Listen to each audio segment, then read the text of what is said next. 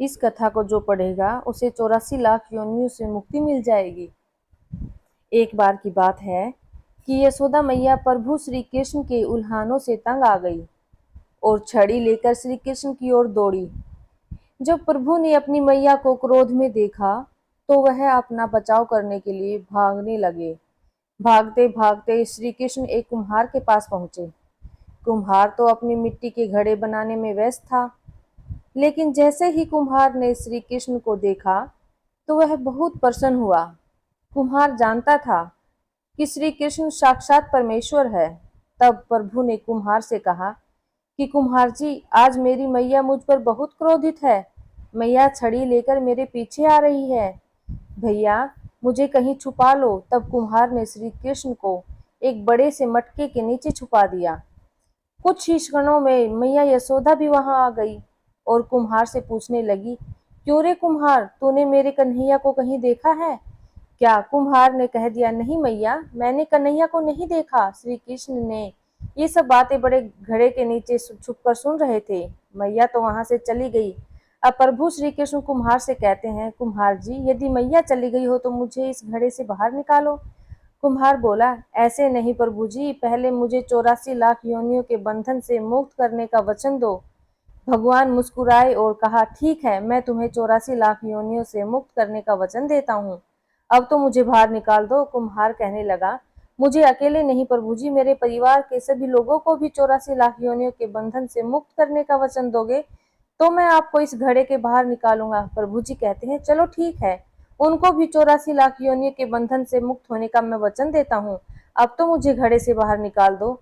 अब कुम्हार कहता है, बस प्रभु जी, एक विनती और है, उसे भी पूरा करने का वचन दे दो तो मैं आपको घड़े से बाहर निकाल दूंगा। भगवान बोले, वो भी बता दे, क्या कहना चाहते हो? कुम्हार कहने लगा, प्रभु जी, जिस घड़े के नीचे आप छुपे हो उसकी मिट्टी मेरे बैलों के ऊपर लाद के लाई गई है। मेरे इन बैलों को भी 84 के बंधन से मुक्त करने का वचन दो। भगवान ने कुम्हार के प्रेम पर प्रसन्न होकर उन बैलों को भी 84 के बंधन से मुक्त होने का वचन दिया। प्रभु बोले, अब तो तुम्हारी सब इच्छा पूरी हो गई, अब तो मुझे घड़े से बाहर निकाल दो। तब कुम्हार कहता है, अभी नहीं भगवान, बस एक अंतिम इच्छा और है, उसे भी पूरा कर दीजिए। और वो ये है, जो भी प्राणी हम दोनों के बीच के इस संवाद को सुनेगा उसे भी आप 84 लाख योनियों के बंधन से मुक्त करोगे। बस यह वचन दे दो तो मैं आपको इस घड़े से बाहर निकाल दूंगा। कुम्हार की प्रेम भरी बातों को सुनकर प्रभु श्री कृष्ण बहुत खुश हुए और कुम्हार की इस इच्छा को भी पूरा करने का वचन दिया।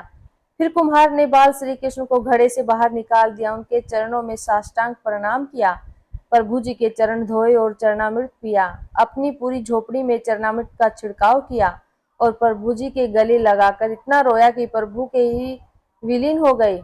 जरा सोचकर देखिए, जो बाल श्री कृष्ण 7 कोस लंबे चौड़े गोवर्धन पर्वत को अपनी 51वीं अंगुली पर उठा सकते हैं तो क्या वो एक घड़ा नहीं उठा सकते थे? लेकिन बिना प्रेम रिझे नहीं। नटवर नंद किशोर कोई कितने भी यज्ञ करे, अनुष्ठान करे, कितना भी दान करे, चाहे कितनी भी भक्ति करे, लेकिन जब तक मन में प्राणी मात्र के लिए प्रेम नहीं होगा प्रभु श्री कृष्ण मिल नहीं सकते। जय श्री कृष्ण, जय श्री राधे राधे। एक सुंदर कथा आप सबके लिए भेजी है। विश्वास और मनन से श्रवण कीजिए, अच्छी लगे तो आगे शेयर कीजिए। प्रार्थना कभी व्यर्थ नहीं होती। आप सब परिवार सुखी रहें। हमारी वीडियो को लाइक एंड सब्सक्राइब जरूर करें।